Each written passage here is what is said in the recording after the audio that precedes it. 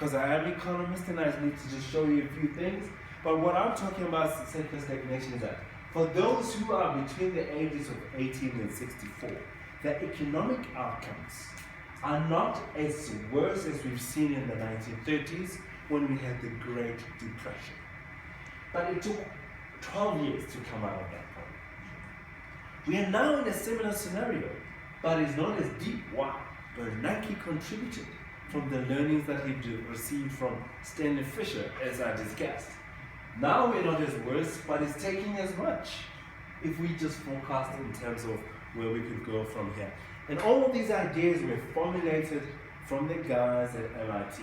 In fact, Mario Draghi, who's now the central bank governor in Europe, he quoted word to word a line that he took from Fischer. When the financial crisis happened in 2011, the reopened the debt crisis, he said, "We will do whatever it takes." And when you look where that comes from, it was Stanley Fischer. Now this debate continues and Bernanke comes back and says, I hear you, Larry Summers. You know, I was taught at MIT. He says, by your uncle, Paul Samuelson, those who are in economics will know who he is, big name, all right? And he talked about if interest rates are low, any project can be profitable.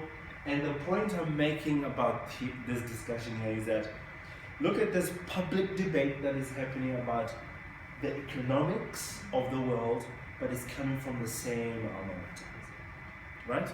And these guys influenced each other in a big way. To this day, they talk in public forums of world standards, but they have come from the same place.